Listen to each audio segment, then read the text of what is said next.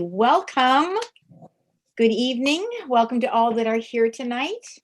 It's wonderful that two of our board members are out of town, but because of Zoom board meetings, they can be joining us, and that's a delightful addition to Zoom. So I'm glad that we'll all be here. So let's begin with the flag salute. Please join me.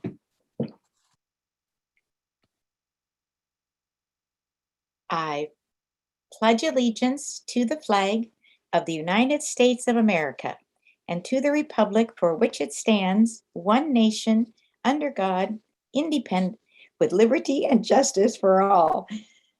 Thank you. Before we move on to roll call, I'd like to just announce that we'll be changing the order that board members will be called on to state their vote. In the past, we called on members in alphabetical order by last name, with the board president voting last. Rather than calling by last name, we will be calling by each member's voting district, starting with District 1 and ending with District 5. So the order will be Mike Ray, District 1, Sherry Kelly, District 2, Judy Fade, District 3, Mary Levesque, District 4, and Mark Rawson, District 5. All right, so with that, would the clerk please call for attendance?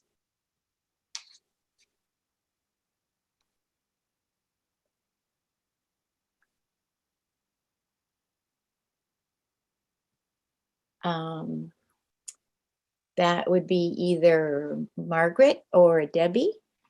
Could you call roll call for board members?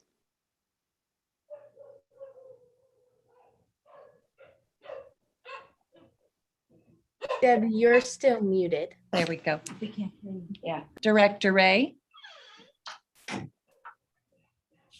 Director Kelly. Here. President Fay. Here. Director Levesque. Here. Director Rawson. Director Rawson. Here. Student Advisor Madeline Andrich. Here. Student Advisor Kyle Schroeder. Here. Superintendent Sweeting. Here. All right, we're here and accounted for, and hopefully we'll have Mike show up.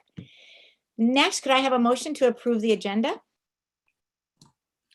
I'll make a motion that we approve the agenda. I'll second that. Thank you. It's been motioned to approve the agenda and a second. Madam Secretary, please call for board members.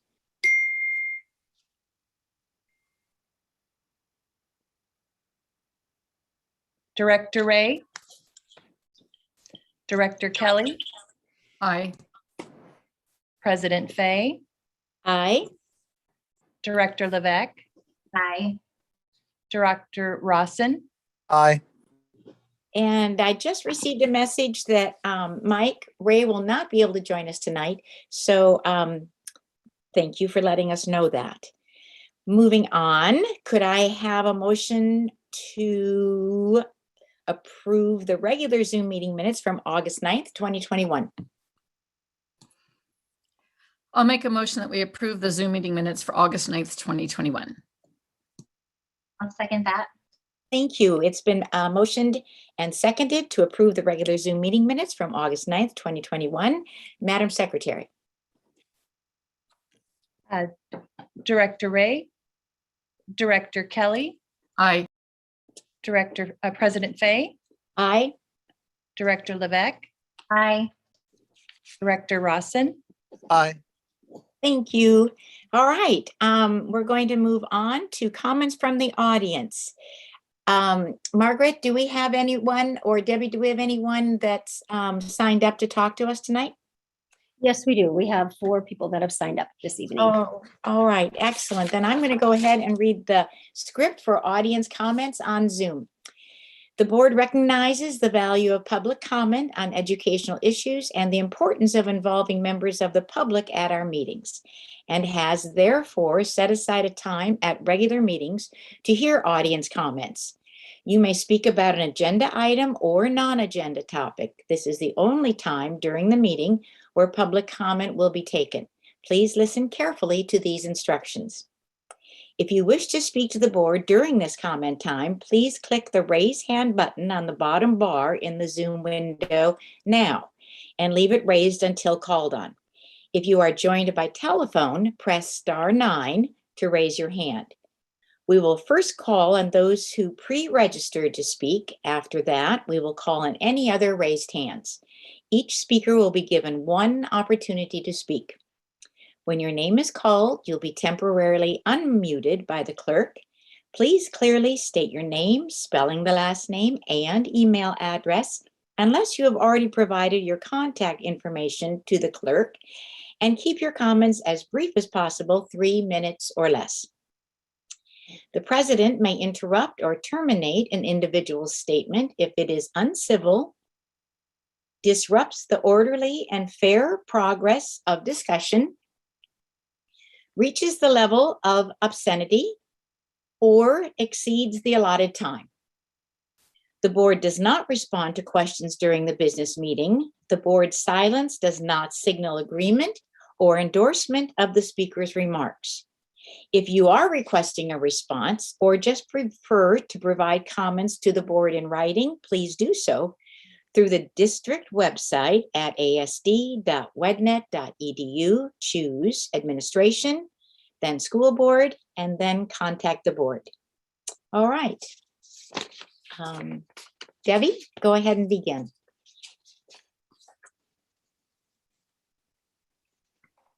Okay, first we have Tina Kastning. Tina is here tonight and is the founder of Modify and wishes to introduce herself to the board. Tina, you should be able to speak. Hi, my name's Tina Kastning. I guess you won't be able to see me. I'm not sure why. And I just wanted to introduce myself. I am working on the purchase and sale agreement for the old Arlington High School. And I wanted to just thank you for approving our purchase. And I'm looking forward to developing the condos and creating a historic and cultural project that will represent the city and the community and be as integral a part of the fabric of the community as the high school has been for the last 80 years. And we hope to do that for the next 80 years. And we're really looking forward to it. I grew up in Deerington, so this project has special meaning to me. It feels like practically a hometown project. So I'm really looking forward to it. Tina, thanks so much for coming tonight and introducing yourself and your project, which is a big one. Thank you. It is. It's exciting. Thank you. Absolutely. Thank you. And Debbie, who is next that has signed up to speak? Okay, next. Our second speaker tonight is going to be Joy Johnson. And she wishes to comment tonight regarding the support of public health.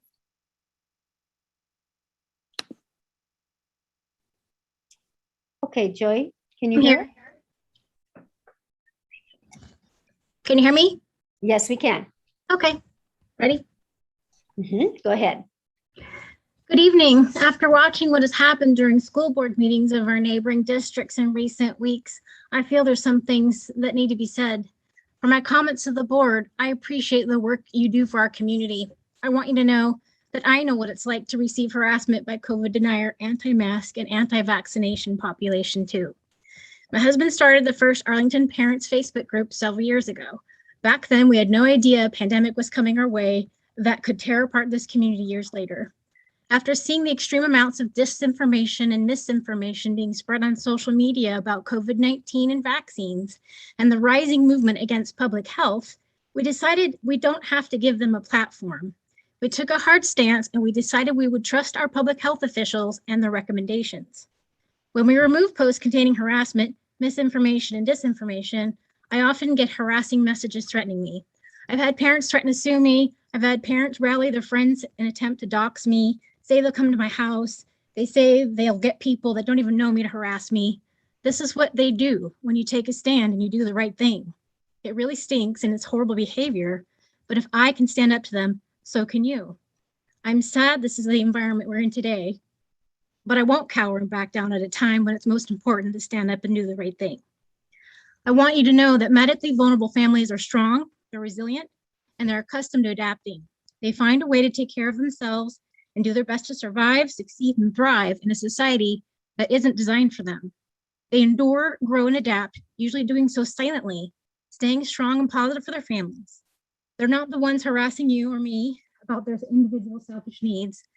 They're the ones doing everything they can to thrive against all odds, and they usually understand we need healthy communities because we all rely on each other. I'm telling you this because for every loud, complaining, selfish, anti-masker, COVID denier complaining and harassing you, there are 10 or more medically vulnerable people like me doing their best to get through this, taking care of their families in silence, while every aspect of being in public gets more and more dangerous for them. Please don't let the loud and scary voices sway your opinions and views. Please remember there's a lot of immunocompromised people out here just trying to survive, and they're the ones that need you to listen to the advisement of public health. They're counting on you to do the right thing too, even when it's stressful, frightening, and difficult. For my comments to the public, school board directors are elected volunteers. They do not get paid. They are your neighbors. Most have had children in our schools. They have a difficult job they're doing for free because they believe in a quality education for the children of our community. They have zero control over public health mandates, and by law, they must abide by them. Attempting to control and influence our elected volunteers through harassment, threats, and violence is one of the most un-American things you can do. And remember, our children are watching. Thank you. Thank you, Joy, for coming tonight and sharing your story and your thoughts. And our next panelist. And next we have Chad Parsons, and Chad is wishing to comment regarding the mask mandate. Okay. Chad, you Hello. should. Yeah, can you hear me? Yes, we can. Okay, good. Yeah, so I'm just wanting to talk today about just to express my concern with the ongoing mask mandate that's being forced on my children this upcoming year. I really believe to continue forcing our children to wear these masks, they have little to no benefit, and I feel like we're doing it just to make adults feel better. And I really feel like it's kind of getting to be the point where I feel like it's child abuse, in my opinion. So I'm just wondering, what is the justification? Because I've been looking at the numbers myself, looking at, do these masks really work, right? I mean, an increase in cases, they mean little when the death rates are not increasing.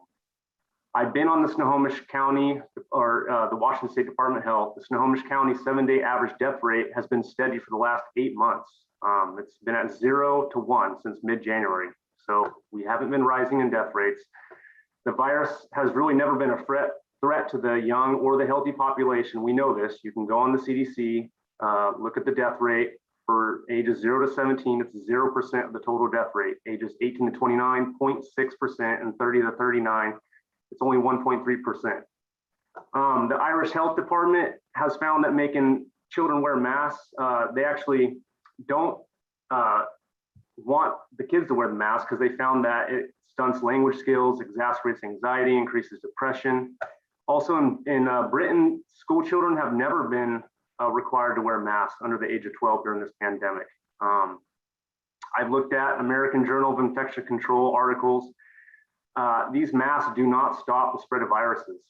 There's an article titled Airborne Spread of Infectious Agents that says, quote, influenza viruses with sizes averaging around 0.1 microns and other viruses of similar sizes are capable of penetrating mass in either direction. The coronavirus is basically the same size. It's 0.06 to 0.14 microns. If not, it's smaller actually. So I've looked at University of Massachusetts study. Surgical masks, they only filter about 63% of virus-sized particles. Cloth masks, only 25% of virus-sized particles. And that's basically what our kids are wearing. They're wearing a cloth mask, right? They're not respirators, they're not form-fitting around their face, and you're making them wear them all day inside a classroom. I mean, you know, these kids aren't able to follow correct procedures to wear these masks. We know that they don't stop the aerosol spread when they're breathing all day in the classroom. It's really pointless. Even Dr. Fauci on 60 Minutes has admitted the ineffectiveness of these masks. You know, you're treating our kids as if they're sick when they're healthy. I mean, the high-risk individuals in our community have access to vaccines now if they wish to take them.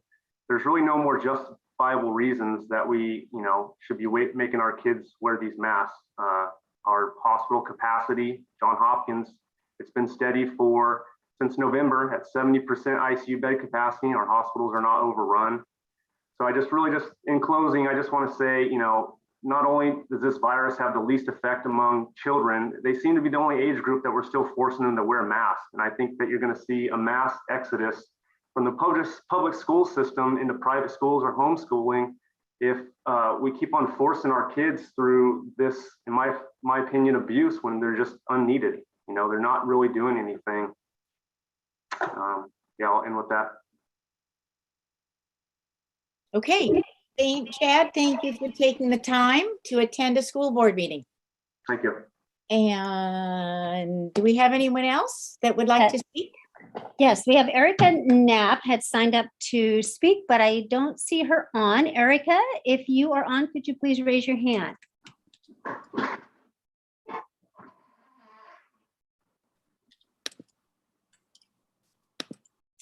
Okay. So I'm going to move on to the next person, Joe Angulo. And he is wanting to speak in regards to the pandemic and the board plans for the coming year. And Joe, can you hear us? Yes, can you hear me? Yes. Hi, my name is Joe Angulo, last name Angulo. A couple weeks ago, I had to visit the Providence Hospital Emergency Department. Because of the COVID pandemic, the emergency department was staffed with only 2 doctors and too few nurses and other staff, and my stay was approximately 10 hours. Once I made it past the waiting room, I literally spent the first 5 or 6 hours in a bed in one of the hallways, as there were not enough rooms available. The worst part was hearing from the nurses that this wasn't due to a surge of patients that day. This had become the new normal for the Providence ED. Despite having ample evidence that vaccines are effective and that masking and social distancing reduces the spread of COVID, our hospitals are being overloaded with unvaccinated COVID patients. The Snohomish County case rate per 100,000 is back up to 442, or 90% of our previous record high of 462.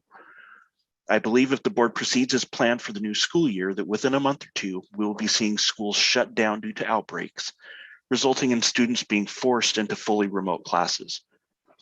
I believe it is time that the board reconsider going back to the hybrid learning model with A and B days. I have given up on the idea that the anti-vax crowd will wise up. I believe going back to hybrid is the best thing the board can do to help mitigate the extra load these folks are placing on the healthcare workers and infrastructures of our county, while at the same time keeping our unvaccinated school children as safe as we can while still delivering the best education possible given our current predicament. Thank you for your time. Thank you, Joe, for coming to the board meeting tonight. Thank you for sharing your ideas and your suggestions. And I'll go back to Debbie. Do we have any other? We do not. We do not have anybody else that wishes to speak. All right. All right, then we'll move on to our consent agenda. Do any board members have questions or comments about the consent agenda? If not, then may I have a motion to approve the consent agenda? I move that the board approves the consent agenda as presented. I second. Thank you. It's been moved in second to approve the consent agenda. Madam Secretary? Yes, Director Kelly, Aye. President Fay, Aye. Director Levesque, Aye. Director Rawson. Aye. Thank you. We'll move on to new business. And our first new business item is academic and student well-being update and planning for the 2021-22 school year. And this goes to Dr. Sweeting. Good evening. Debbie, could you make me, I need to share my screen. Thank you. It's not letting me in yet.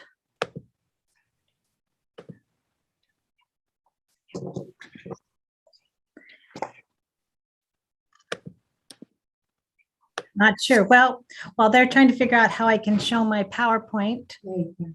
Now I can? Okay. Okay, there we go. All right.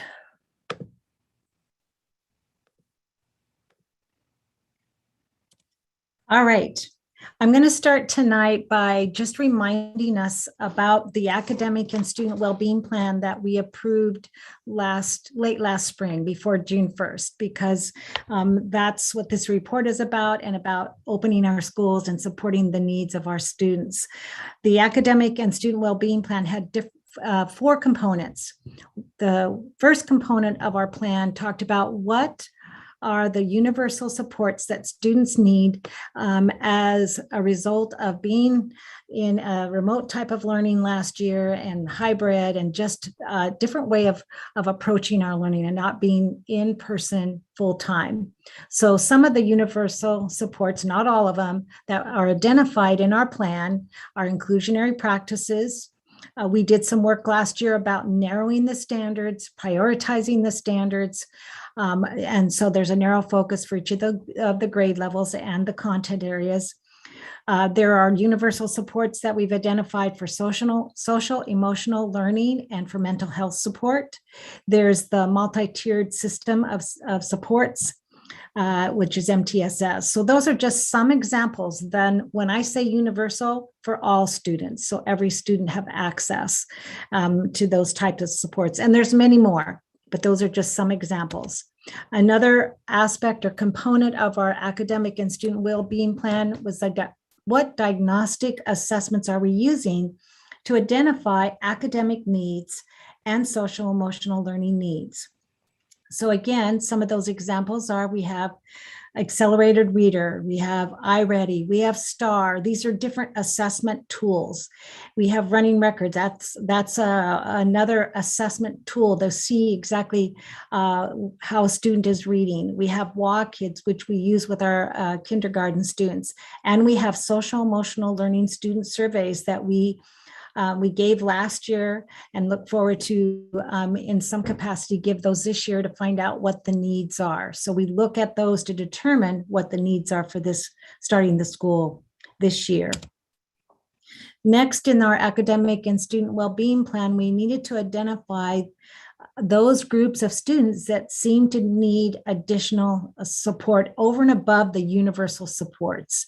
And so we identified this list, these groups of individual students that based on the diagnostic assessments, we identified that there was some needs either academically or social emotionally or both. So those are the list of groups of students. And then for those groups of students, identifying specific strategies and interventions. Some of those that we identified and that took place during the summer was summer school. And you're going to hear, the board will hear a report about the summer school programs that we offered and the results of those during the next board meeting on September 13th. So look forward to that. Tutoring, strategic staffing, we've been, busy throughout last spring and then throughout this summer, identifying places where we can provide additional staffing or specialty staffing, you might say. And so to help with the specific strategies and intervention needs. And then transition supports. For example, one of the summer school programs this summer for our 8th graders was specifically designed as an intervention for transition support.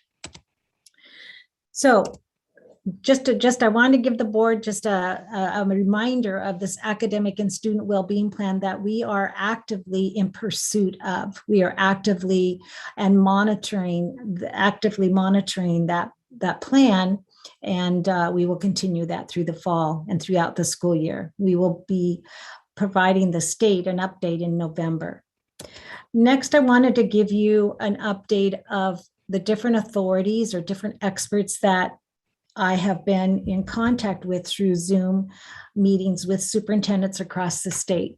So last week, through my meeting with our education district 189, the service district, we heard a presentation by Dr. Bob Lutz, and he is through the State Department of Health. And he presented information about the current status of our state. So these are just some of the comments or concepts that he presented. He said that the COVID infection right now is, and based on the variant, the Delta variant, that is more transmissible right now than common cold or the flu. And that's seen in that the incubation period is now, according to his statement and his expertise, is now 2 days or sooner. And he also said that the Delta variant is fitter. In other words, it is, the way he described it is it has, morphed, or it has modified itself to be stronger and more fitter within the system. And there's different ways that he categorized what that looks like in medical terms. And then he said from his medical expert opinion and what he's seen across our healthcare in our state is that it is stressed, that the healthcare system is stressed. And and not all of it is because of COVID, but some of it too is that there's been procedures and situations that have been put on hold for a period of time. And so people are trying to get caught on that, plus the increase in infection. So he said it's multifaceted in that way. And he mentioned that the total population in the state of Washington that as of last week that had been vaccinated is 53.7%. So he just gave some perspective, and this is from his perspective as a health official. Next, I had a meeting last week with our local region Snohomish Health Officer, Dr. Spitters, and we meet with him, superintendents meet with him on Zoom weekly now during the month, and we'll probably carry that on through September. His key points that he shared was that there has been a significant increase in the number of close contacts. In other words, it's not just one person being infected, then maybe one other person being infected. It's multiple people being affected by one person. So he just said he gave an example that the cases, they had been like 200 to 300, but it increased to 600. So it's just an increase in close contacts. He said there's pressure on the hospitals. And he too mentioned, just like Dr. Luce, that it's not just the COVID case, it's the combination of the increased infections. And it's true that we had a public comment that said there's not deaths, and I'm very grateful for that, but that has not increased. There are deaths, but it hasn't increased. But there has been increase in hospitalization in our county, according to Dr. Spitters.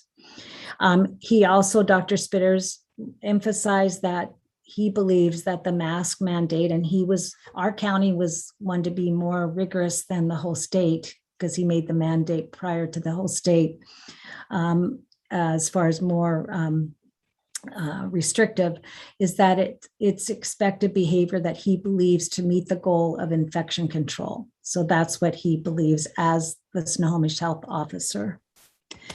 Next, I know that Carissa Kramer, our district nurse, is online. And Chris, I don't know if you're expected to say anything, but if you wouldn't mind just talking a little bit about the health metrics and the status of our region and of our own local area.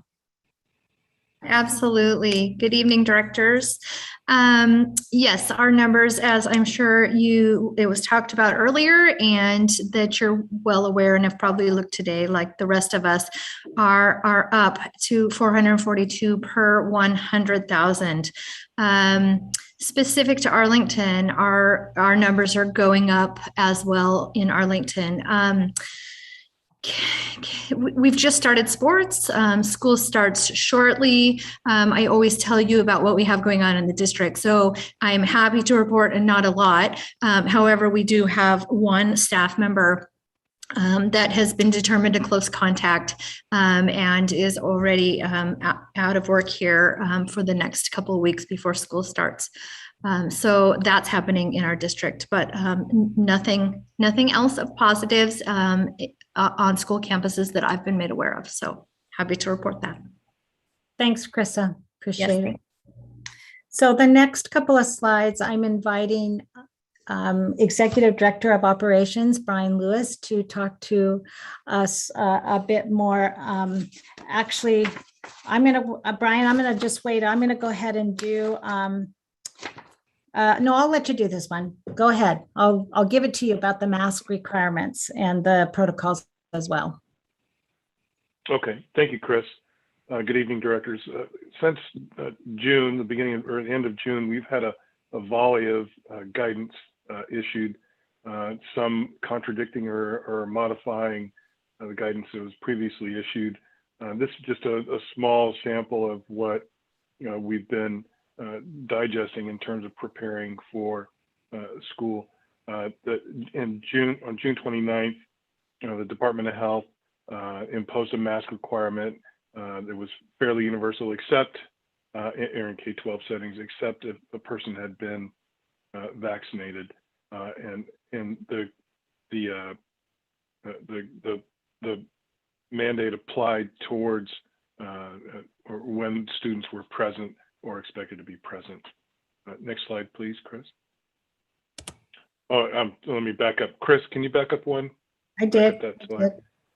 Can you speak to the July 30 proclamation that about not operating in person unless we comply with Department of Health?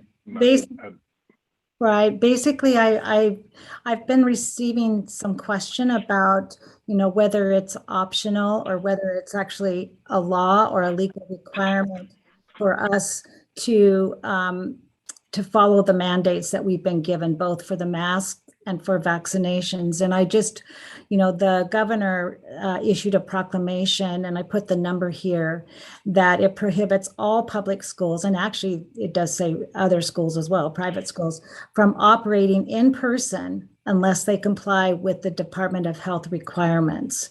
And that includes the mask mandates. And of course, they believe that it's very important. And I just want to share, as we get closer to the end of this report, that we plan to come back 5 days with all students at this point. And it's very important that we continue to keep in place as many of the layers of protection and support as we can to make sure that we don't have an increase of or any transmission of the infection on our campus, and have lots of quarantine take place. There you go, Brian. I'll move it on. Great, thank you. Great. So last week, or August 11th, let me back up again. August 11th, the Snohomish County Department of Health, or Snohomish Health District, issued a mask order for Snohomish County. The governor's office last week issued a mask order effective today, which mirrors what the Department of Health, or the Health Department, issued earlier in August. And it's a universal order that all people basically present in a school building have to wear a mask when they're inside. There is no mask requirement for folks who are outside unless they feel like they can't maintain a 6-foot distance.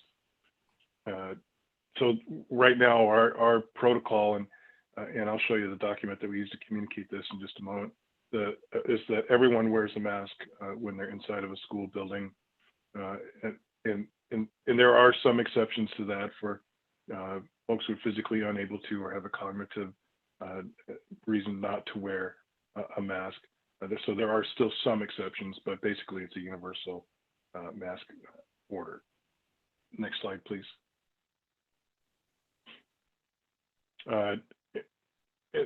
Chris, would you speak to the vaccination requirement? Did you say Chris or Chrissa? Chris Sweeting, Dr. Sweeting. Okay, I will do that. So just last week, Governor Inslee announced a directive requiring that all employees working in public and private, and it says K-12 schools, but on our campus, we have preschoolers. So for us, it's P-12. So it's our school campuses to be vaccinated or obtain a religious or medical exemption by October 18, 20 this year. So we have sent out a letter just today to our employees to make sure that they have heard this and that this is an expectation of the governor. And the next bullet says school districts cannot opt out of this requirement. The requirement is issued via an executive action by the governor, which holds the power of law, and that school districts must follow the law. In fact, I mean, myself and school board members took an oath that we would follow the laws of our United States, the Constitution, and the laws of the state of Washington. And I just say this, that I think, you know, regardless of how we feel about this, it's a requirement. And so we just have to provide the opportunity for us to make that happen and do it in a way that that is reasonable. And I will say that last year we did have students on campus 2 days a week, all day, and they did wear their masks. And I do believe that this is something that in time, you know, when we have the infection under control, in a better situation, we won't be wearing masks. But at this time, it is a mandate, and the state has not given the authority to us as a board or as a superintendent to opt out of that requirement.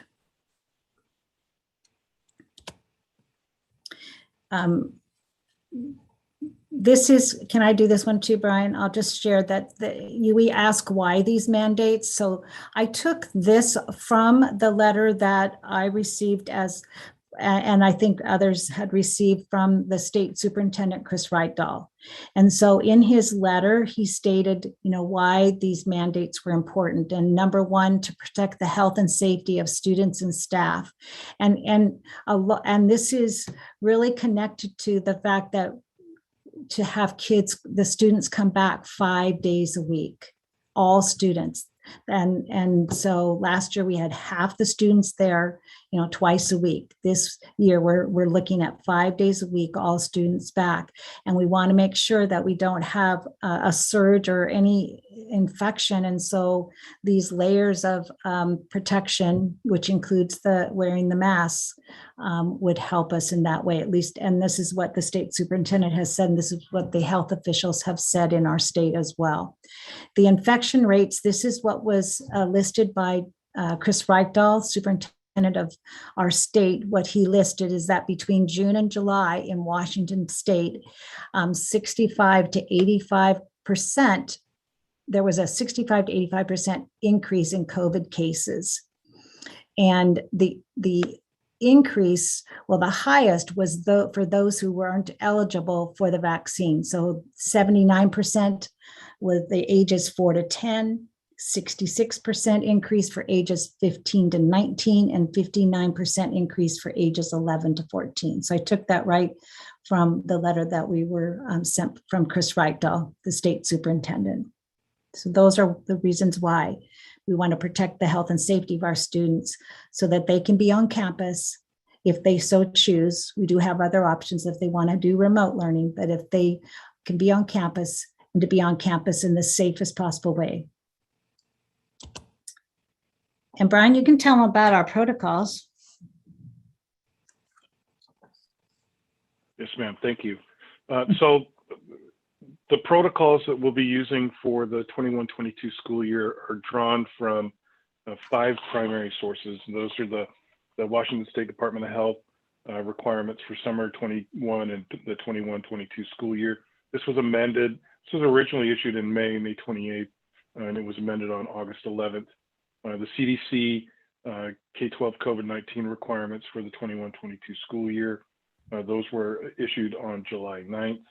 The state of Washington, the Department of Health order of the Secretary of Health regarding face coverings statewide issued last week.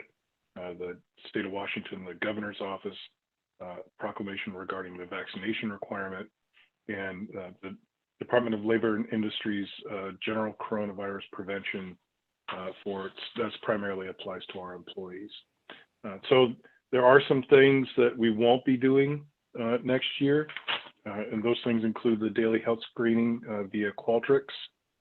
We won't be doing the A/B cohorting, in which we're separating students into two different groups. So all students will be attending each day, and we're not buying any more plexiglass or barriers. The health department removed that requirement in May last year. We have plexiglass and other kinds of barriers already at the schools, and staff and students can use those as they want. What will we continue? We're going to encourage folks who, staff or students who may be exhibiting symptoms of COVID to stay home when they're feeling ill. If they're a close contact, if they're diagnosed with COVID, if they're symptomatic and waiting the results of a COVID test, or if they've been told to isolate or quarantine by a medical professional. We're asking in all those situations that students or staff stay home from school. Next slide, please. We're also going to be continuing the isolation or care rooms of symptomatic students who may come to school and develop symptoms during the school day. We're going to continue the cleaning and disinfecting protocols that we put into place by the end of the school year last year. Those will carry over into this year. Continuing to provide the maximum amount of ventilation in a space that our equipment can handle, and that's 100% room air exchange every 15 minutes, and some higher degree filters in the ventilation systems. We're going to be using our Safe Visitor system to record visitors and itinerant staff moving from buildings to buildings to help us with any contact tracing if we may need to do it, and teaching and reinforcing hand washing and respiratory etiquette. This is in addition to the mask protocol that we discussed earlier. So we sent out today to our families and our staff a couple of documents. One was about the vaccinations. I'm not going to talk about that. The second was a matrix, a grid showing by type of person, by student, staff, or other adults or visitors, what the expectations are for a whole range of COVID-related behaviors. One is masking inside. One is masking outside. Again, there's no masking outside unless you feel like you can't maintain 6 feet of distance. Physical distancing in a classroom setting is 3 feet or more between students to the greatest degree possible and reasonable, that allows for full-time or in-person learning for all students. We try to maximize the distance during certain activities like mealtime, in common areas, high-risk activities where increased exhalation occurs. And then between staff and students, between adults and adults, and between students and adults, it's 6 feet of distance. So it's a little bit different than just between students. The definition of close contact has changed. Again, it's dependent on the type of person we're talking about. Students, close contact is within 3 feet or less for 15 minutes or more within a 24-hour period. And for staff, it's between adults and students, or between unmasked students, or between adults and other adults, it's within 6 feet for 15 minutes or more within a 24-hour period. And this really comes into play when we talk about a requirement for quarantine, because the quarantine kicks in if someone is a close contact, in addition to being symptomatic or symptomatic and diagnosed or awaiting the results of a COVID test. If they're within 3 feet, then we're going to ask the student, ask the student's family or guardian, is the student vaccinated? And if they're vaccinated, then that does change their quarantine requirement. It does also suggest that we would test 3 days later after the exposure. And the same with adults. If an adult is a verified vaccinated person, then that changes their quarantine requirement as well, transmits it or transfers it into a testing requirement 3 to 5 days after exposure. And then there's a definition of fully vaccinated included on the document, and then what type of record you can use to verify a vaccination, and then PPE, personal protective equipment. That hasn't changed. We still supply the PPE for our staff and our students upon request. They're welcome to use PPE that they bring themselves, but we're required to provide it for them if they don't have it or if they want it. So we're going to get that matrix on the website soon. We did have some timing issues in terms of articulating all these different sources of guidance and providing them to our community in a way that was digestible for them and not page after page of a PowerPoint type of document for them to refer to. This is, we hope, an easy reference for them and for our staff members. Thank you, Brian. So with that, we're planning and preparing for next fall. And truly, the focus is on learning in a safe environment. We are very excited to be planning for 5 full days of in-person instruction with the required protocols in place. It's very important that we, like I've said already, that we have the layers of protection that we have, such as tending to the spacing needs and the masking and the vaccinations and a variety of things, and people staying home when they don't feel good, and just making sure that we're following those. And we will continue as school starts to monitor what's happening in our schools, and making sure that we are keeping the transmission at a 0 or at least at a minimum. We do have, though, for individuals that want to continue to be on remote learning, we have the Arlington Online option, which is available, K-12.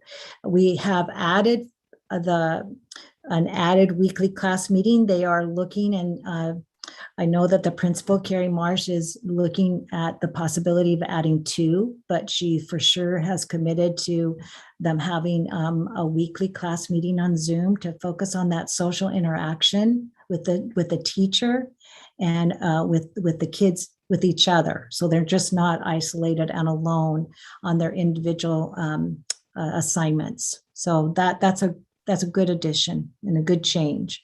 We also have hired additional staffing. That includes, we are looking at some staffing for behavior support and for social emotional support, and also paraeducators to support supervision and help during meal times and just throughout the day, the needs that happen throughout the day. So that's planning that's taking place in preparation for next year, which is coming in a few weeks. Discussion and questions from the board. I'm going to stop sharing now. So I had Question? no, Mary, go ahead. Hi, I'm Mary. Nice to meet you, Debbie. I have a couple questions. I wanted to know, first of all, thank you for that very detailed explanation and keeping us up to date, because I know everything changes super fast. It's hard to keep up with this crazy moving targets. I wanted to know about the eating arrangements and like mealtime and the setup in each school. Have we created more outside eating areas? Have we purchased tents, canopies, that sort of thing? Do we have some more contingency plans for where the kids can eat? I know they really like eating in their cars, but they don't all drive yet.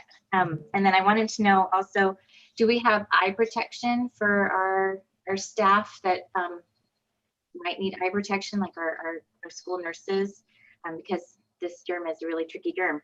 And then also I wanted to know if I could ask, do we have a contingency plan for when or if we have a great amount of students and staff that need to be quarantined, isolated, etc.?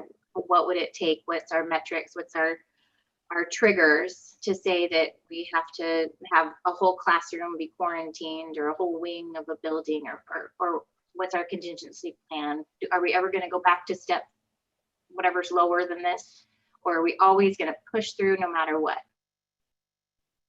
Okay, Mary, well, that's a lot of questions. Let's see if I can, you might have to prompt me if I forget one.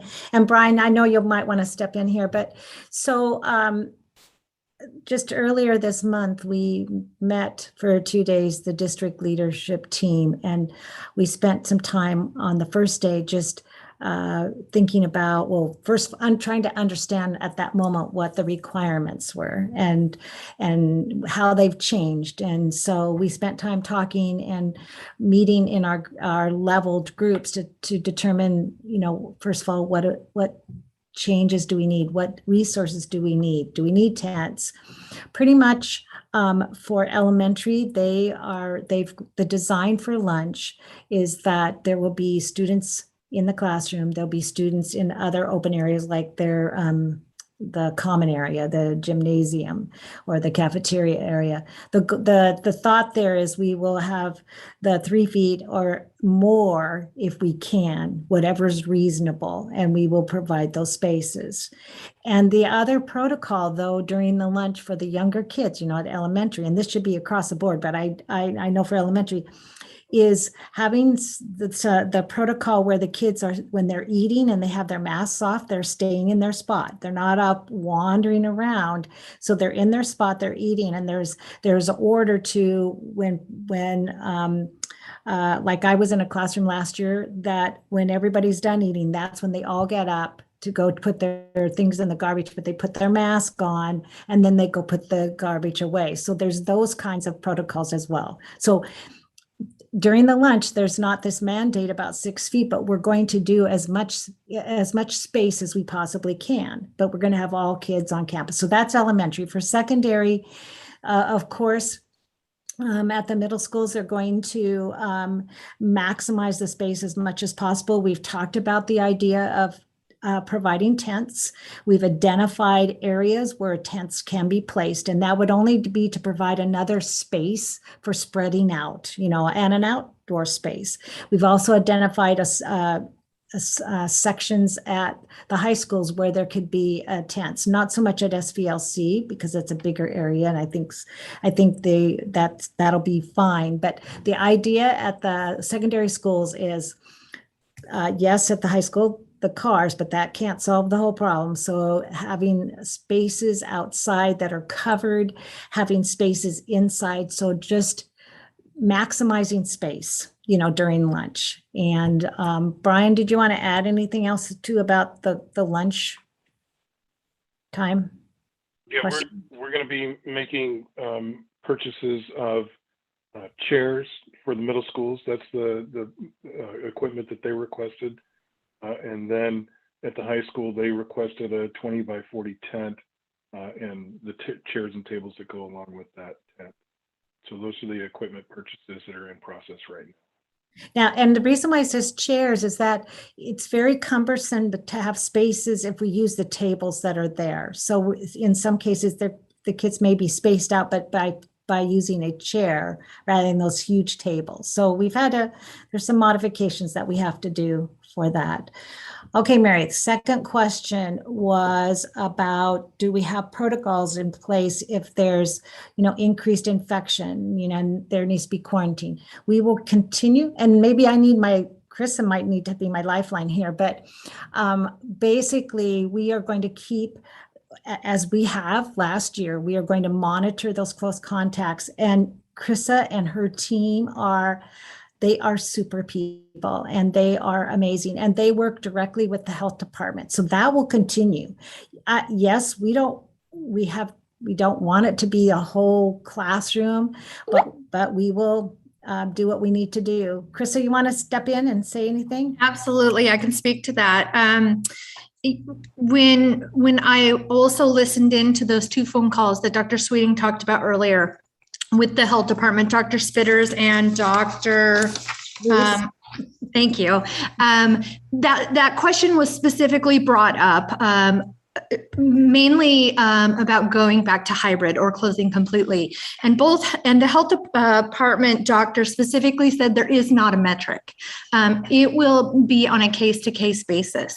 And so when I call, there's a new team kind of put together specific to schools again. And so when I touch base with them, we will, the schools teams will gather all the information, do contact tracing, and we will do all that. And then we will just rely heavily on what they say on how to quarantine. Last year, we quarantined whole classrooms. That happened. And it worked out well, and we didn't have spread. That went very well. I think that will happen again. With all our countermeasures that we're putting into place, we're going to have cases. We absolutely are going to have cases that come into the schools, just like last year. We had that, but we're not going to see the sustained transmission. That's our goal with all these things that these teams have put together. And to answer your other question on eye protection, yes, absolutely. Our nurses have eye protection. They even, some of them bought the really nice ones. We had, before that, just the backup. And so they bought some really nice ones. I know Brian has also purchased shields, to save all the mucous membranes for our staff to wear. Students may wear them as well. They're available, and I know we have lots of boxes on hand. Can I add on that, Krista? We have over 280,000 face masks on hand, over 1,500 face shields available, and many disposable gowns, disposable gloves. We have the PPE that we need to get through at least January, if not longer. We're expecting the ESD Purchasing Consortium for PPE to issue another round of opportunities here fairly soon, but we're well stocked to get going on the school year. Okay, thanks, Mary. I think we got your answer. You did. Thank you very much. Any other questions from board members? Thanks, Mary. You covered some of the ones that I wanted to ask, so thank you for doing that. I just had a couple more. When I looked over the academic and student wellbeing update and planning that was on our board docs, it mentioned, and just help me on this one, that iReady was listed as a 1 through 12 assessment in a couple different areas. Could you just remind me where iReady is used 1st through 5th? I can't remember that. So I believe, and Carrie Henderson Burke is on, but I believe it's at SVLC that they're using it there. Okay. All right, thank you. And then you mentioned that we're going to talk at our next meeting about the summer school programs and how that went. And I'm so looking forward to that, especially because you had told us earlier that the 8th grade transition program was going to use pretty much only project-based learning. So I'm excited to hear about that report and how it went. And I look forward to that conversation at our next meeting. Thank you. Yep, you're welcome.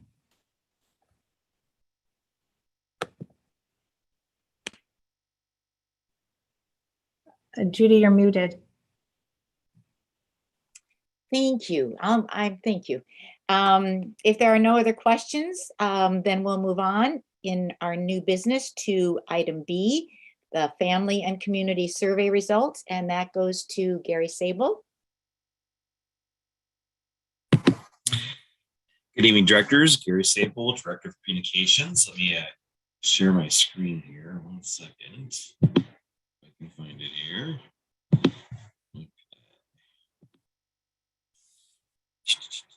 Okay. Can you see my screen okay? Awesome. Okay, great. So you should be used to this by now. Every year, I provide a report to the school board of the annual survey that we're required to send by law out to our families and community members. And this year's survey ran from May 7th to June 4th. And essentially, once I provide this report, I'll add this to the district website. And these are included in the school performance reports that are sent out later this year to families. So that's how these surveys are used. Okay, so let's go to the next page here. Yep. There we go. Okay, so so the number of responses. So you'll see how there's the number of folks that take the survey year have increased, which is great. We want as many of our families and community members to take this survey as we can. And you'll see, the first, a couple of years ago, it was only about 300 or so families, then increased to 1,000. This year, it's about 1,500. So we're happy to see the increase in the number of folks who are taking these surveys. And as you can imagine, I mean, the largest number of people that respond is at the high school, which has the largest concentration of students in our district. So it makes sense that's the biggest. That was followed by Eagle Creek, which has good results as well. So this kind of shows you how that works among the different schools. And this year we also, because we had AOP, we've had AOP for a while, but then we had CDL as well. We just wanted to make sure that all the families who participate in these programs had a chance to weigh in on this. Okay, so the first question, how would you grade the school district's performance overall? And you'll see the results are, we have the excellent and above average, they're still up there, but certainly, these took a hit this year. And I think, I don't know for sure, but I think a lot of this has to do with COVID. I think it had a big impact in our families. And I think these results, you'll see as we go through these different results that, I truly believe that COVID did have an impact on this. So just kind of keep that in mind as we're going through. In general, do you think schools in Arlington are improving? We still have, quite a few yeses, but we still have some no's. The no's increased over last year, and then quite a few don't knows. Are you aware of the school district's emphasis on cultivating a positive growth mindset? And that's, it's still, quite a few know that, others don't. And then I have a positive impression about the quality of education that takes place in Arlington schools. Again, our strongly agree took a little bit of a hit, but our agreed went up. So it's still, I would say, in the positive category. The disagrees, went down a little bit as well. So I consider that a good thing. Parents know what the school is doing to improve student learning. So the strongly agree, even though it jumped quite a bit last year, it definitely went down quite a bit this year. And then the agree went up a little bit. So the disagree also increased a little bit. So, as the director of communication, this is something that I can always work on, we're really sharing with our families and community members, what we're doing to improve student learning in our different schools. So that's why I like these survey results, because I can really take this, it's very tangible to me, and I can, take action on it. So that's good for me to see these. My child's school is a place where all students are challenged and supported to do their best. Again, you'll see the strongly agreed took a little hit, but our agreed went up. In addition to providing report cards, the teachers in my child's school communicate with me about my child's progress. Again, you'll see a trend here. It's, strongly agree went down, but the agree went up. So it's just kind of trending here. Whenever I phone or visit the school, staff members are courteous and helpful.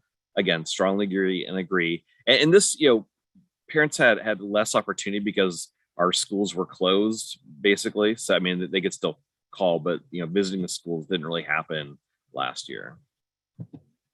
The school building and grounds appear clean and well maintained. Again, there wasn't a whole lot of contact. People weren't visiting our school a whole lot. So this one, even though it's still fairly positive, it's harder for them to weigh in on that.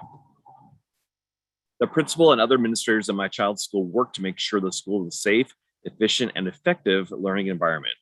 Again, you'll see that trend there. The staff members of the school are responsive to my requests for information or assistance. And same, there we go. I feel I am well informed about what is going on at my child's school. Again, strongly agree, went down a little bit, agree, went up. School buses are safe, clean, and provide reliable service. This went down, but the don't knows went up a lot of, because I think, again, even though, you know, we did have some transportation, but it was certainly not as much as we've had in the past, again, due to COVID.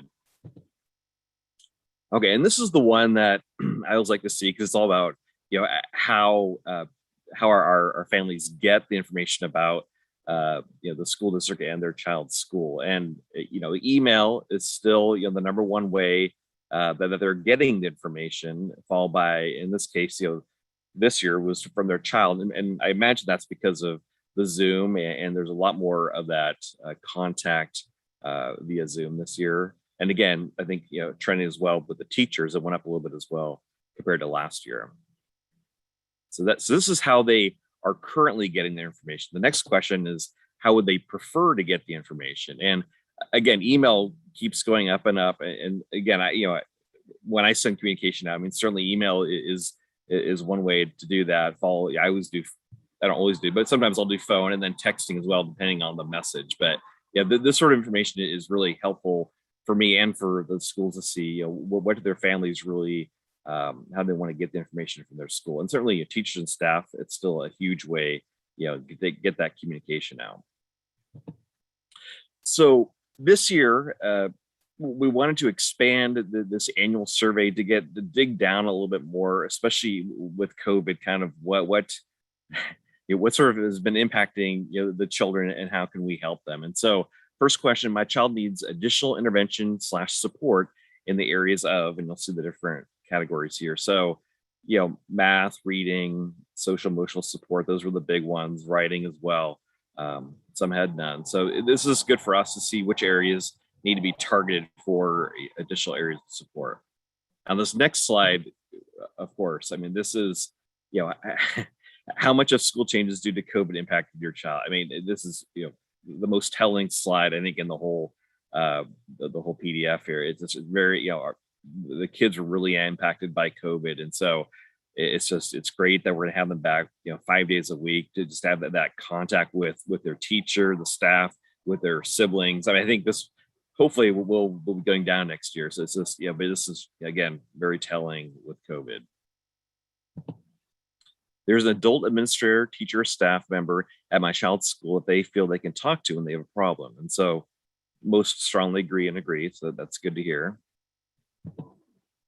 My child feels safe while in school grounds. Again, strongly agree. That's great.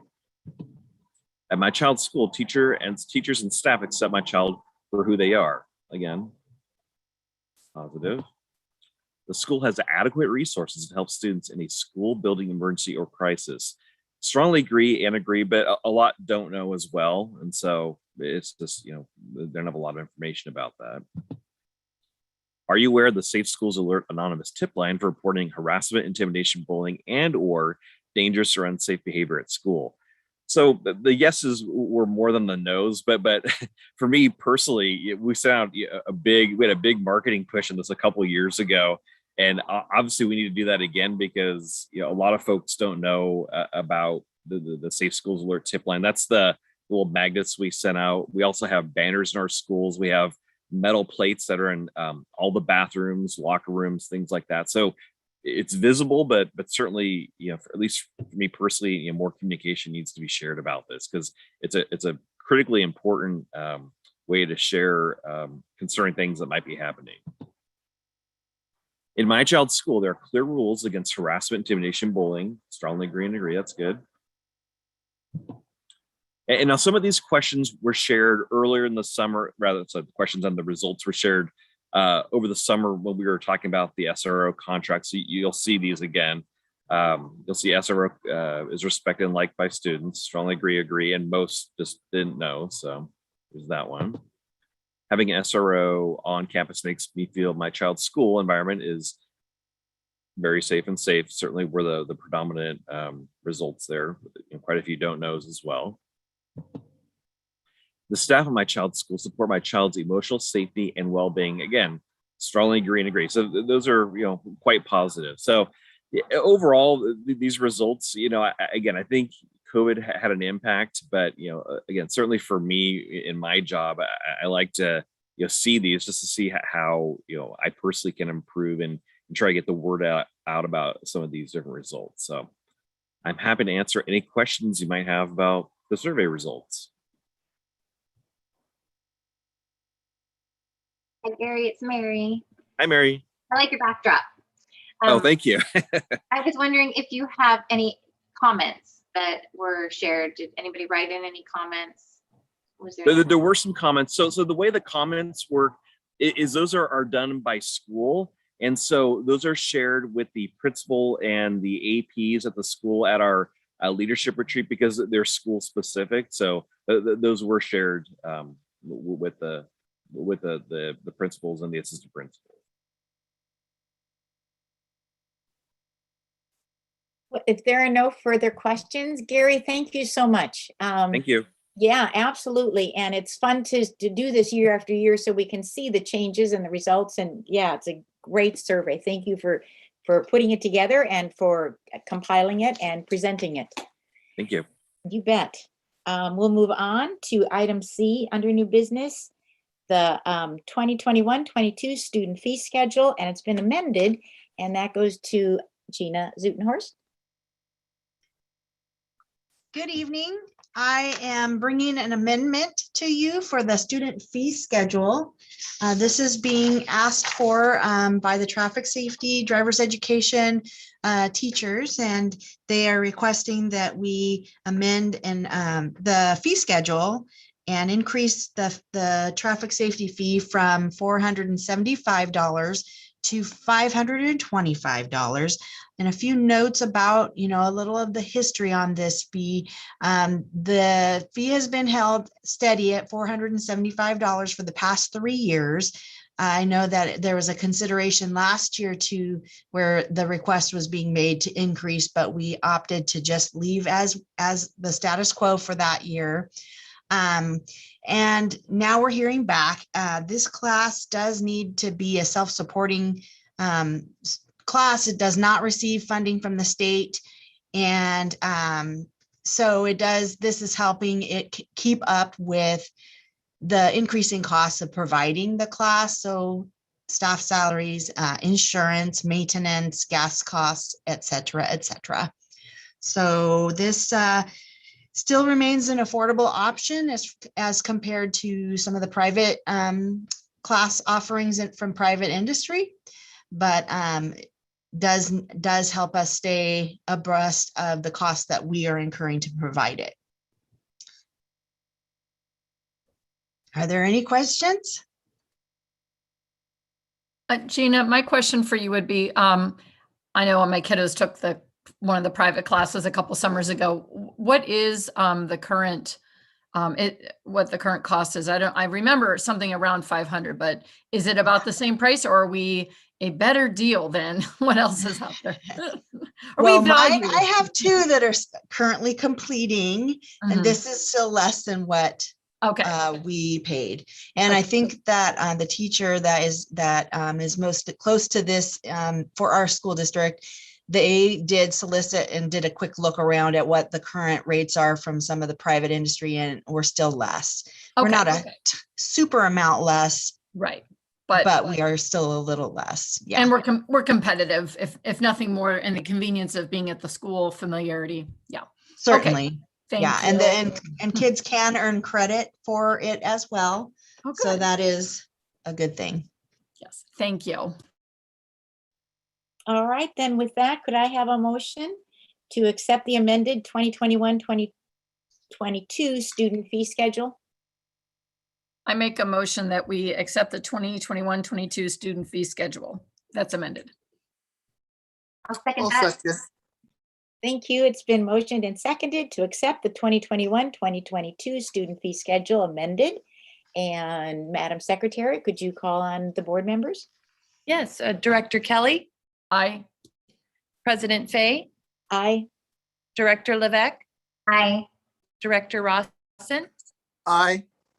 Thank you. All right, we'll move right on to new business item D, the 2021-2022 Interscholastic Activities Report. Good evening. Debbie's going to put up the list because attached to this board agenda item, there's the list of interscholastic activities. So the athletics and the clubs, the interscholastic activities that where you compete against another school. So during the summer academy with our building leaders and our district leaders, I had each of the schools look at the listings here to make sure that we have it correct.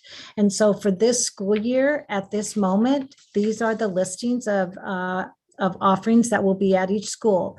What I will note is that for our schools of choice, so for Weston and for SVLC, the students there of the appropriate grade level, they can participate with Arlington High School on any of those athletic, activities or those clubs as well. So just wanted to make that note. It's exciting that the students will actually be able to participate in these more than they did last year. And athletics are starting, and there's guidance from the WIAA for these events, and that was actually clarified by Dr. Spitters as well. There was a question that I posed to him about the new mandate about wearing masks inside.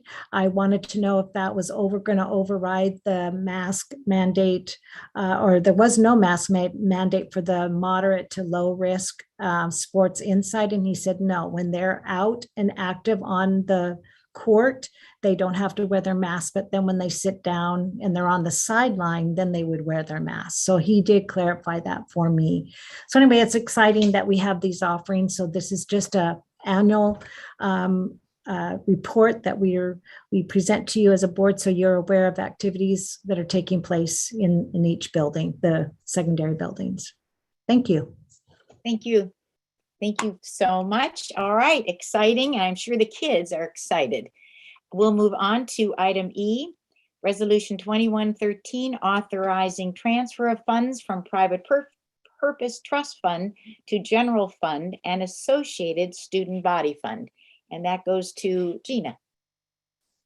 Good evening. I'm Gina Zutenhorst, Executive Director of Financial Services. Yes, here to share with you the proposal on resolution number 2113. And yes, it's a mouthful, authorizing transfer of funds from private purpose trust fund to general fund and associated student body fund. And a little bit of background on this. The Governmental Accounting Standards Board, called the GASB, not the Great Gatsby, but GASB, they issued another statement number 84, and it changes the definitions and requirements around fiduciary funds. And our district has fiduciary funds, and this GASB statement is effective for school districts for this 2021 school year.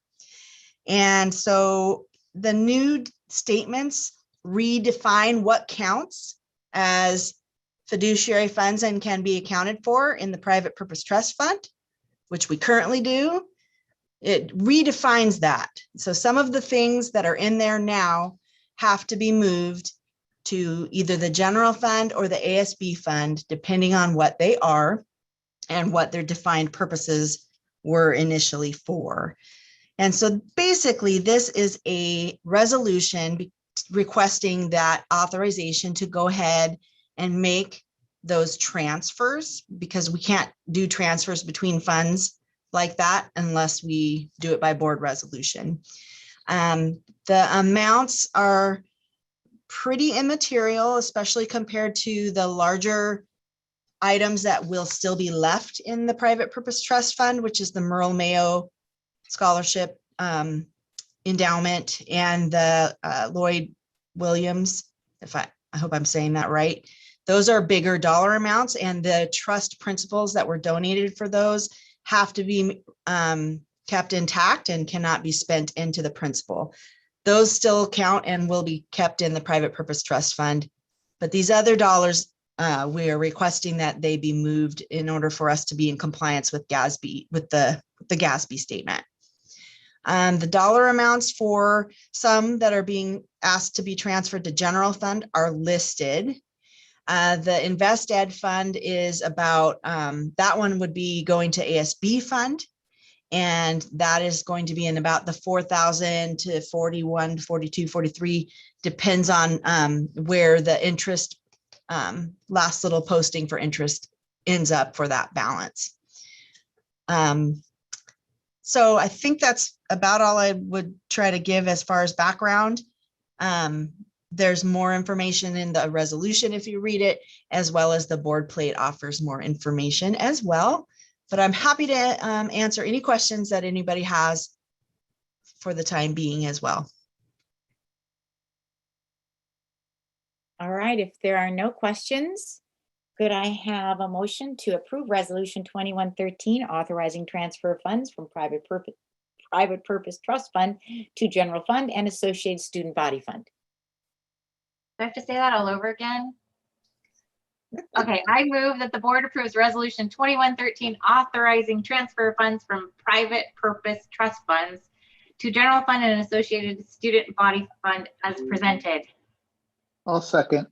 Thank you. It's been motioned and seconded to approve Resolution 2113, authorizing transfer of funds from private purpose trust fund to general fund and associated student body fund.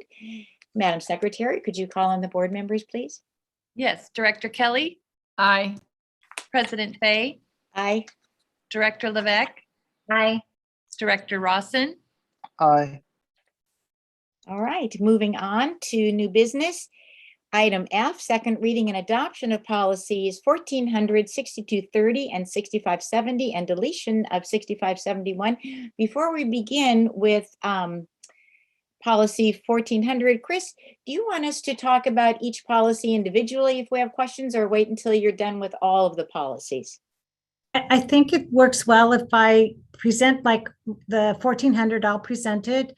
And if there's questions or discussion about that particular policy, go ahead and then we'll move on to the next policy. But when it comes to approving or, what will take place for each of those, just do that at the end. So discussion can take place after each one, if that's okay. Yeah, thank you. Just makes it easier. So the first one is the 1400, and this is the second reading, and was presented for first reading at the last board meeting, and there's some changes. The red shows you that we have stated in here that beginning with the first board meeting in September, regular board meetings would be held at a different location than our boardroom. They would be held in the Performing Arts Center to provide spacing, enough distancing between the board members and the audience themselves to follow health guidelines there. So that was our policy had said our regular board meetings would take place here, but this is a change that we would make because of the board requesting earlier that we start in-person board meetings in Zoom. And we would have Zoom too, but they would be in person as well. And then it just goes on to say that we have our board meetings live streamed and they're available on YouTube channel. And I think there's a little bit more towards the end. Thank you, Debbie, for moving that forward. I think the last part is that, let's see, just talks about logistics, contact information and how that's going to take place, kind of confirming those kinds of things. And I think that's it. So that's 1400. And I know that there was mention earlier of, some surrounding board meetings that have taken place. And so I don't know if there's discussion about that, but I'm here to try to answer some questions or listen to the discussion.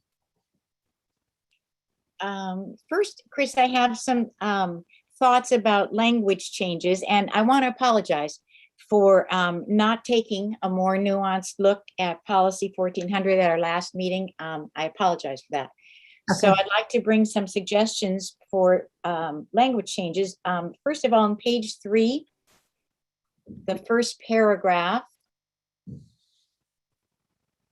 I'd like to add to the end of the first sentence, or I'm suggesting that we add to it, after the addition in red, to add or to increase the protection against COVID-19 for those attending the meeting. And then on the second paragraph, also on page 3, the first sentence, I'd like to change, or I'm suggesting we change public, the second public to community, to read, and the importance of involving members of the community in its meetings. And then also on page 3, second paragraph, the second sentence, again, I'd like to change public to community. And after visitors, I'd like to add residing within Arlington School District boundaries. So it would read in full, in order to permit fair and orderly expression of community comment, the board will provide a period at the beginning of each regular business meeting during which visitors residing within Arlington School District boundaries may address the board. So with those thoughts about word changes, would any board member like to comment on those, or add any discussion about those word changes? Hi, I think those Judy. are all good changes, Judy. Okay. I have no problem with those changes. I have a problem with some of the problems that we've been having in public meetings. And I want to make sure that we don't put ourselves in a dangerous situation by requiring us to meet in person in September. I would like to see some flexibility to this policy so that we could stay on Zoom if it was needed. And so we would need word changes then also if we decide to continue with Zoom meetings.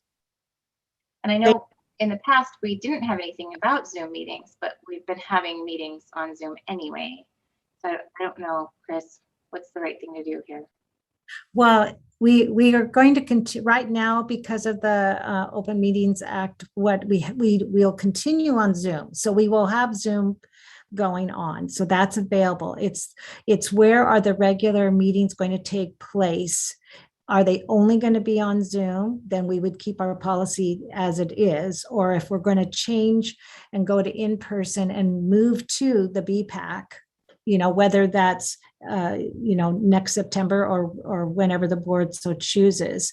I just know that to go in person, it's important for us to have a space that's open enough first to provide, spacing, but also we need to have enough spacing for as many people that want to come to our meeting. So we have a small, as you know, we have a small boardroom. And so it really does not allow, first of all, for a lot of people to be in there with spacing between them. So it's important that when we do go in person, that we have a space that's adequate for them, for people that want to come, to in person. So that's the intent of this, is that we need to have an adequate space. Now, the timing, that's up to the board, because the board had earlier in the summer had taken a vote, made a motion, and approved that we would start in September. So that part's up to but whenever it is, it's important for us, I believe, in this where we are in the health world, that we have a big enough space to allow for the people that want to come and to have spacing. Can I request that we take out the first part of the sentence on the first page under A, regular meetings? If we take out that first proposed new sentence, says beginning with the first board meeting in September 2021, and we just cut out that first phrase and started with the wording, regular meetings will be held at the BPAC, but not have that time constraint and not have that expectation, because my next motion that I'm allowed to make is going to be that we stay on Zoom. I don't think it's safe right now. Well, what I will clarify is it will, as far as I can think, is that we will stay on Zoom unless if this policy is not approved, so if it's not approved tonight, or if you need more time to discuss this as a board, then it wouldn't be changing for that first meeting in September, because, this is the last meeting before September. So if this policy was not approved yet, then we would have to delay that move. But if you remove that sentence that you said, it becomes, then we are at the BPAC, because you're saying that the regular meetings will be held at the BPAC. So if you keep it the way it is and it's still going to be September, or you take away that line and it will still be September. Do you know what I mean? Because it's stating. I don't know the language. It depends on what the board wants. Depends, what the board wants. I So- want to keep board meetings boring. Drama free. And Mary, we'll get to making a motion on that later when we're done with all the policies that are presented. But right now, I'd like to agree with Mary. Watching our neighboring school districts and districts around the country that have had disrupted board meetings that have occurred with hostility and bullying and profanity. I feel that the district needs more time to explore additional protections from harassment or intimidation. And we can also explore additional protections from COVID-19 in the Performing Arts Center, making sure that our ventilation system is where we need it to be. Governor Inslee has also suggested that people participating in indoor settings are best protected if everyone's vaccinated. So I agree that we need a bit more time, Mary. So any other thoughts on policy 1400? If not, then we can move. Can I just clarify? We have two choices. We can approve it with the changes, or we can not approve it. And the only way to stop. Or you can table it. Table it? Another day. Right. Yeah. Yeah. So I'm sure Mike would want to weigh in when he's not with us. he's not with us. So Mary, we can proceed with that at the end of all of the policies. Okay. All right, then we'll move on to President Fay, I will say that we are in preparation for the September, because we were anticipating having open our meeting in person. We are making arrangements for, having security on site, so I just want you to know we have considered those kinds of things and have working on those things to make sure that there is security available and that we have, we've been working on those protocols. So thank you. All right, then we'll move on to policy 6230. And that goes to Gina. All right, so this is a second reading of a policy. And basically the addition was the red paragraph down there at the bottom. And it simply is stating that we're going to comply with the laws around third-party receipting. So it's something that is already in practice, but WASDA has recommended that we have that paragraph in our policies. So we are doing that. Thank you. All right. The next policy, I think, is one that's being deleted. Is this the one that's being deleted? No, go to 6570. Or we'll go to this one. Yeah. Okay. Property records and data management. So I believe this is taking information that was in a different policy and putting it together into this one. So this is a second reading as well.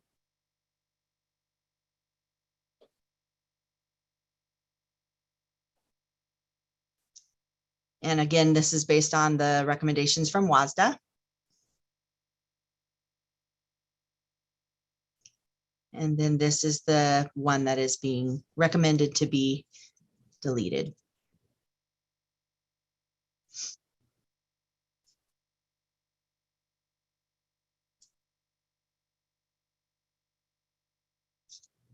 Okay. All right. If there are no further questions, I would like to make a motion to approve policies 6230 and 6570, delete policy 6571, and table policy 1400 to allow the district more time to explore safety logistics protocols at in-person board meetings and to consider the language changes to policy 1400. I'll second that. Thank you. It's been motioned and seconded to approve policy 6230 and 6570, delete policy 6571, and table policy 1400 to allow the district more time. Madam Secretary, could we do a roll call on that? Yes. Director Kelly, Aye. President Fay, Aye. Director Levesque, Aye. Director Rawson. Aye. All right, we'll move on then to our last item under new business, which is the superintendent's annual report for 2019-2020.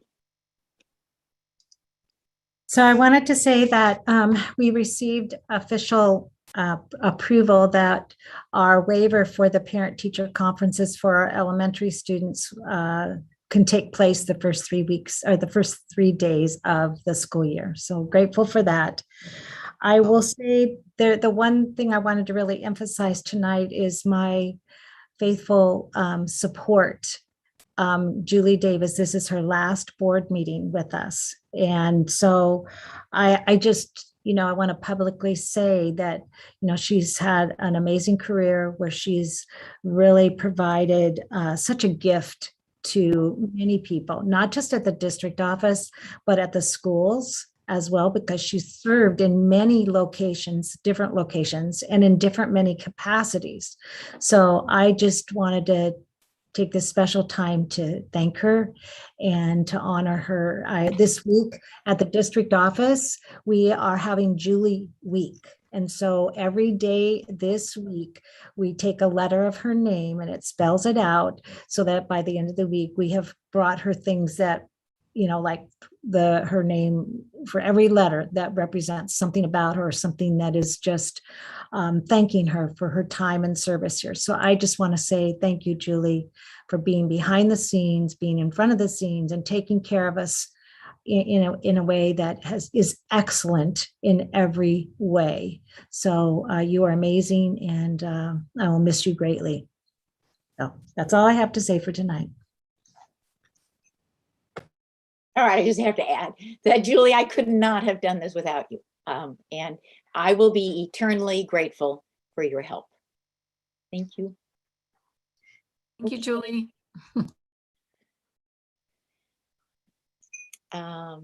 And Chris, are you done with the superintendent's annual report? Yes. Okay. Okay, so, but I want to jump in because I had the agenda items were so closely named that we actually went a little out of order, and I was not going to interrupt those gracious words for Julie. But the superintendent's annual report. You are absolutely right. I'm sorry, Gina. I just went right to my superintendent report because I'm sorry. Yes, you need to do the superintendent annual report, not the annual report. Board meeting report. Oh, well. So, this is the annual report. It is a compilation of district-wide data collected over the year, and it is updated annually with the most recently audited financial data. So the auditors have issued their opinion on the financial statements, part of the report. And the report goes over and above beyond what we're required to do for our financial statements. And it includes historical financial information that goes well beyond. It includes about information on enrollment and staff and capital asset summaries. And then really that this report has been prepared ever since 1975 or 1976. So we are continuing on with the tradition. The report is about 94 pages long. And I do have bound copies for board members if they would like them. You just need to raise your hand or send an email to Debbie, and I will get one of those in your hands. Otherwise, they are available on board docs attached to the board plate. And after this board meeting, we will request it to be put up on the website. And so those reports this report will live up on the website where it can be accessed at any time. So with that, I just want to say it's done and it is presented to you. And we will continue and already need to be working on next year's one. Thank you, Gina. Thanks, Thank Gina. you. Gina, this is an amazing, comprehensive, historical report. And I've read it before, and I have learned so much by reading this. Not all of the pages, but the pages that I chose, I really learned a lot, and I really appreciate the effort that has gone into this. I'm going to ask Chris. Chris, do we need a motion to approve the annual report? I don't, was it list? Just a minute, let me see. I don't believe so. Gina, it doesn't have, it's just for information. No, we do not. Nope. Okay. Just All right. information. All right. Thanks. All right. So then we'll move on to informational items. And Chris, do you have anything else that you'd like to add?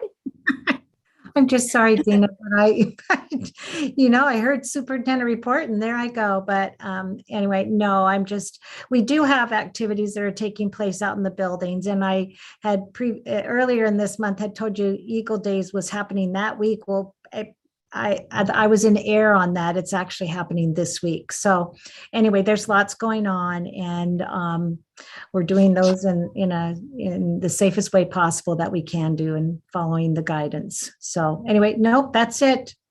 Thank you, Julie, again. I'll say it again. Thank you, Julie. Thanks, Chris. All right, we'll move on to Mark Rawson for a legislative update and discussion. Not too much to report other than we're coordinating to have a meeting with the 39th Legislative District districts. There's 7 of us at the WASDA conference. So if once each district lists out who they're actually sending to the conference, then we'll put together the meeting list and a meeting time at the conference location so that we can all get together and meet face to face to prepare for the next legislative session. Thank you, Mark.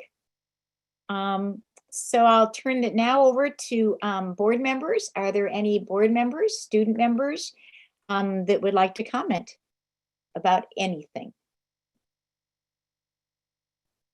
Okay, if not, I would just like to say a thank you. As school board members, as elected officials to the Arlington School District Board, our number one job is to keep our children safe. And I would like to thank the Arlington School District for doing such a thorough and careful job of taking care of our staff and our students in these strange times that we're in. We cannot ever be, as board members, the reason that our schools are disrupted with absences by students and staff or closures and hybrid learning. So I just want to say thank you to all of the people on Arlington School District staff that have worked so hard to make our staff and students safe. So then with that, our next meeting will be on the Zoom platform. Again, we will continue to just be doing Zoom meetings, and we will reconsider. We've tabled the idea of going back to the CPAC, and we'll spend more time with that, talking about that as a board and with our staff. Our next meeting will be September 13th at 6 p.m. And the next thing we're going to do is go into executive session, and I'm going to read a script for us to exit and then come back. We will now recess this meeting so the board may convene in an executive session for consideration of a minimum price at which real estate will be offered for sale or lease. I estimate the executive session will last approximately 15 minutes, during which time no final action will be taken. Following the executive session, this special meeting will be reconvened for the sole purpose of adjournment. So I'll see you all very shortly, hopefully.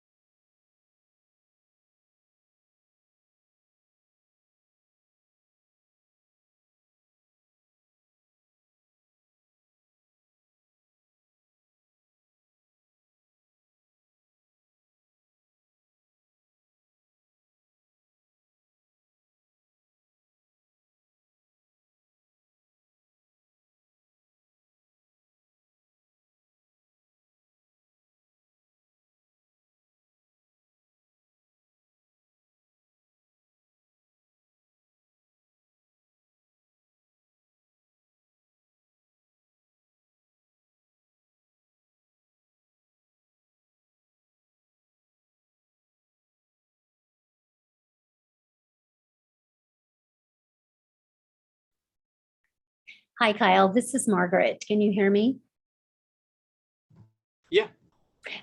You do not have to stay on when they're in executive session. So you can go ahead and close out for the night if you'd like. Oh, It's awesome. totally up Thank to you you. very much. All they do is come back and they do the adjournment of the meeting. Awesome. All right. Have a good night. You too.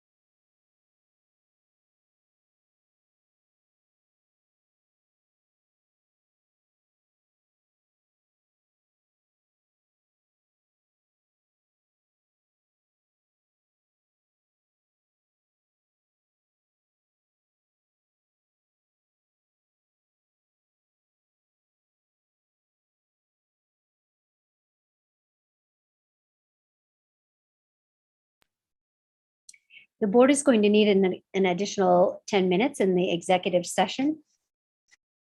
So it will probably go to about 8:15.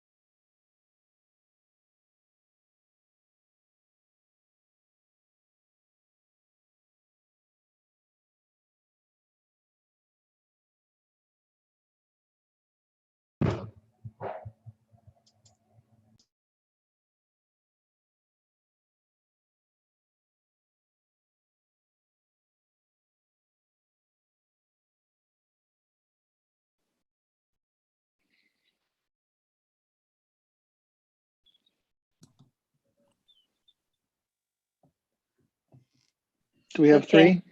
We have 4. All right, we're here. Just a thank you to Debbie and Julie and Margaret for always giving us that link today rather than going back and finding it. It's just such, thank you so much. It's so much easier to find when you send it out the day of the meeting. Thank you. Okay, so with that, could I have a motion to adjourn? I motion we adjourn. I second. All right, it's been motioned and seconded to adjourn. Meeting's adjourned. Night. Good night. We didn't vote. Okay. I think we're all in favor. I think that's it. We didn't vote. We didn't vote. That Uh-oh. means we can't leave. Well, let's see. Oh, and then the 2 people that made their motion, they were probably in favor of it. The first and the second, and then me, that's for them. So I think we're good to go away. Okay. Shall we just mark unanimous? Think so. They left, so I think that they unanimously agree because they left. I That guess. they left. Oh, dear, sorry. All right. Have a good night. Good night. You too. Good night. Good night. Let's see, that time I hit save and it didn't pop that message up, but certain ones it was popping up. Are you sure you want to do this? Okay, Maybe it was when you changed motions or something. okay, maybe. Oh, did it ask you something about final resolution? No, I didn't touch that one. I stayed totally away from that. If there's only one motion on the screen, it will assume